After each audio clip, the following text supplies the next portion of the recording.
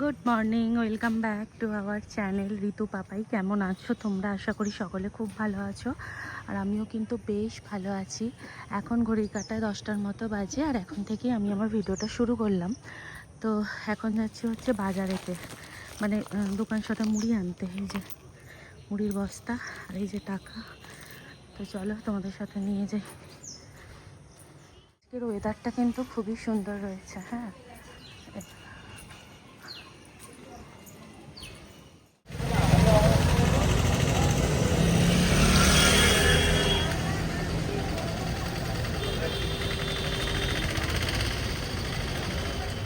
আমি কিন্তু বাড়িতে মুড়ি নিয়ে চলে এসেছি। নিয়ে আসার পর দেখলাম মা কিন্তু এখানে কুমড়োলি বানাচ্ছিল মুড়ি খাওয়ার জন্য।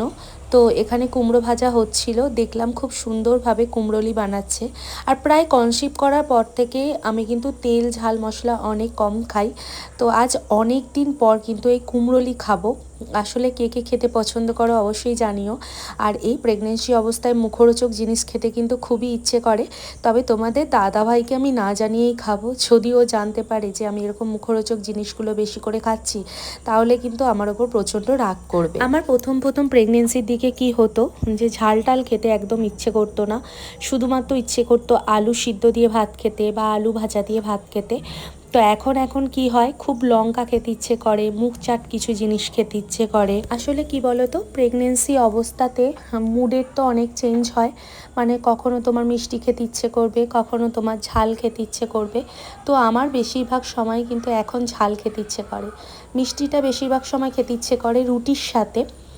তো যাই হোক, এখন খাওয়া দাওয়া করে স্নান করে চলে এসেছি এখানে চুল আঁচড়াতে। আর এখানে হচ্ছে আমার পাশে মা শুয়েছিল, মায়ের সাথে গল্প করতে করতে আমি চুল আঁচড়াচ্ছিলাম। আমি যখন প্রথম কনসিভ করার পর আমি তো একদম একা হয়ে গিয়েছিলাম। তখন প্রথম ভীষণ ভয় করতো যে এই কনসিভ অবস্থায় আমি কি করব একা একা। কথাতেই আছে মা ছাড়া মা হওয়া তো সম্ভব নয়। তো তখন মা ফোনের মধ্যে সব কিছু বলে দিত, যে যাতে আমি উপর নিচও না করি, বা কোনো ভারী ভুরি জিনিসপত্র না চাগাই, বা কোনো কাজকর্ম না করি। তো তখন আমি কি করতাম, সমস্ত কাচাকুচি করে ওয়াশিং মেশিনেতে রেখে দিতাম। আর আমাদেরই আর কি একজন সিকিউরিটি দাদা ছিল, তিনি যেহেতু ব্যাপারটা জানতো, তো তিনি কি করতো, গিয়ে ছাদে দিয়ে আসতো আর আমি গিয়ে মেলে দিয়ে আসতাম। আর বাজার টাজারগুলো বেশিরভাগ সময় আমি যেতাম, কিন্তু খুব আর কি কম টাইম ধরেই যেতাম, খুব কম সময়ের জন্যই যেতাম, নিতাম আর উঠে পড়তাম। এইভাবেই হচ্ছে 5টা মাস কিন্তু আমি কাটিয়েছিলাম। তারপর আমার মা গিয়েছিল আমাকে আনতে, যেহেতু আমার খুব সমস্যা হচ্ছিল, মানে অনেক বমি হচ্ছিল, অনেক আর কি মাথা ঘুরছিল, কিছু খেতে পাচ্ছিলাম না। আর সেই জন্যই কিন্তু আমার মা গিয়ে আমাকে বাপের বাড়িতে নিয়ে চলে আসে। তোমরা অনেকেই জানতে চেয়েছো যে আমার প্রেগনেন্সি প্রথম দিকটা কেমন গেছে। প্রথম দিকটা আমার কিন্তু প্রচুর ভয়ে গেছে। তার সঙ্গে তোমাদের দাদাভাই কিন্তু ছুটি পাচ্ছিল না। সেই ছুটি থেকে আর কি গেছে, আর সে জানতে পেরেছে যে সে বাবা হবে। তো তারপরই তো সঙ্গে ছুটি দিচ্ছিল না। তো সেই জন্য আমরা সকলেই কিন্তু খুব ভয়ে ছিলাম, একা একা কীভাবে কাটাবো না কাটাবো। তো সেই জন্য খুবই কষ্টে গেছে সেই সময়টা। তবে 5 মাসের পর থেকে সময়টা কিন্তু খুব সুন্দর যাচ্ছে এবং দুর্দান্ত যাচ্ছে। আজকে হচ্ছে তোমাদের সাথে আমি শেয়ার করব যে আমার কনসিভের জার্নিটা প্রথম থেকে। হ্যাঁ, তোমরা পুরো ভিডিওটা দেখতে থাকো, আশা করি তোমাদের ভালো লাগবে। আর এখানে দেখো চুল টুল বেঁধে ভালো করে ক্রিম ট্রিম লাগিয়ে নিয়েছিলাম। এখন বসে পড়েছি খেতে। আর আজকে কিন্তু শনিবার, তাই বাড়িতে নিরামিষ রান্না হয়েছে। আর কালকে যেহেতু নির্জলা একাদশী গেছে, সেই জন্য মা কিন্তু আজকে নিরামিষ রান্নাই করেছে।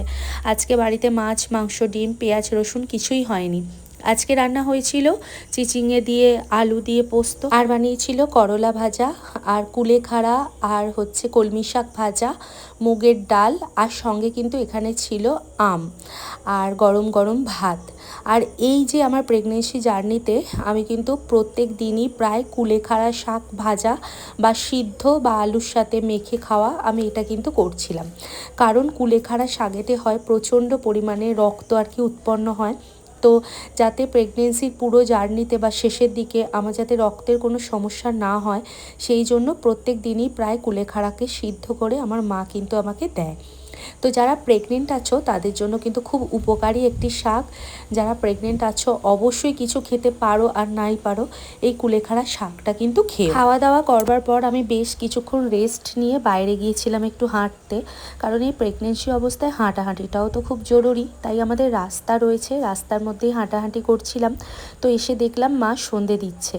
তো সন্ধে দেওয়া প্রায় কমপ্লিটের দিকেই হয়ে গেছে। ওর ঘরেতে এলাম, ওপর ঘরে এসে একটু বসবো আর সময় কাটাবো। আর এই কয়েকদিন ধরে আমার শরীর অত্যন্ত পরিমাণ খারাপ, মানে সর্দি মতন হয়েছে।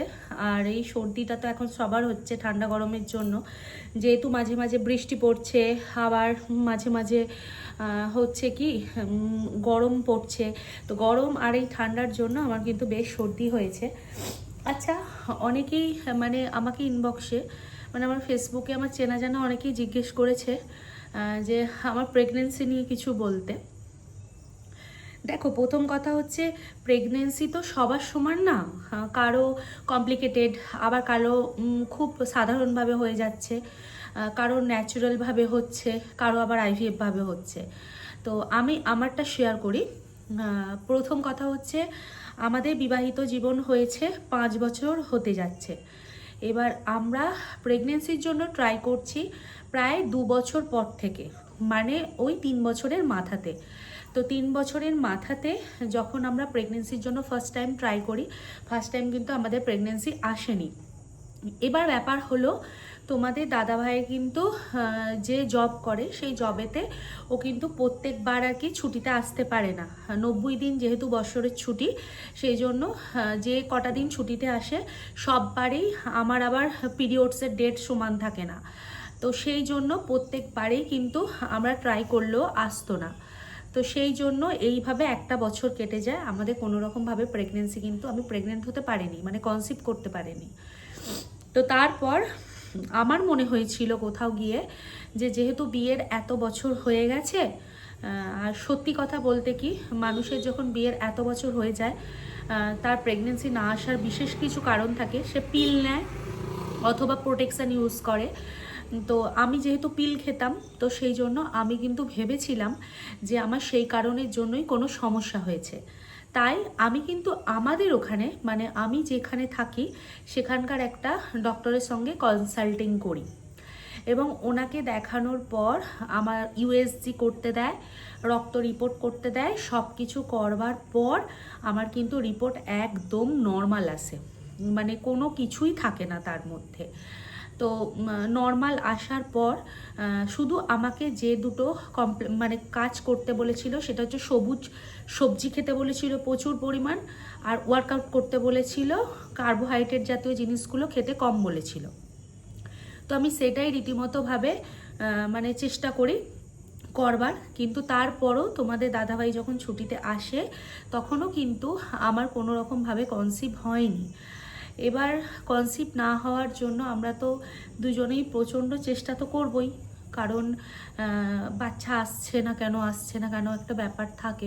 বিয়ের এতগুলো বছর হয়ে গেছে, তার উপর আমি পিল নিয়েছি, অনেকের কাছে শুনেছি যে পিল টিল খেলে নাকি বাচ্চা আসে না।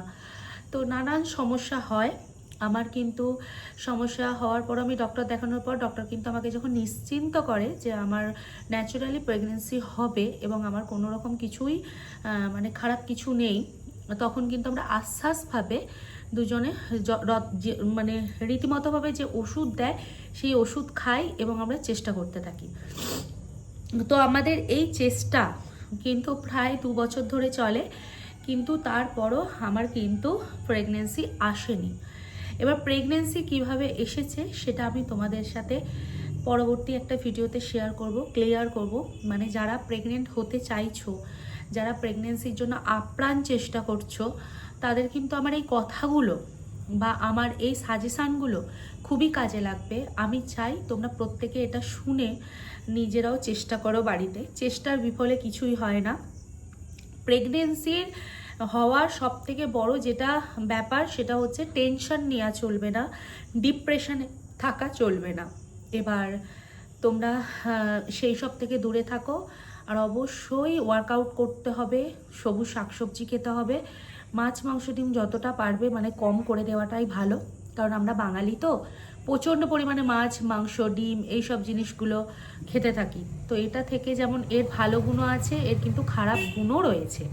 তাই ওই 1 পিস মাছ বা 1 পিস তোমার চিকেন, 2 পিস চিকেন বা একটা ডিম, এটা ঠিক আছে নর্মালি, কিন্তু এর বেশি না খাওয়াই ভালো। বাইরে ফাস্টফুড থেকে দূরে থাকো, তো দেখবে ঠিক তোমরা কনসিভ করতে পারবে, তোমাদের প্রেগনেন্সি আসবে।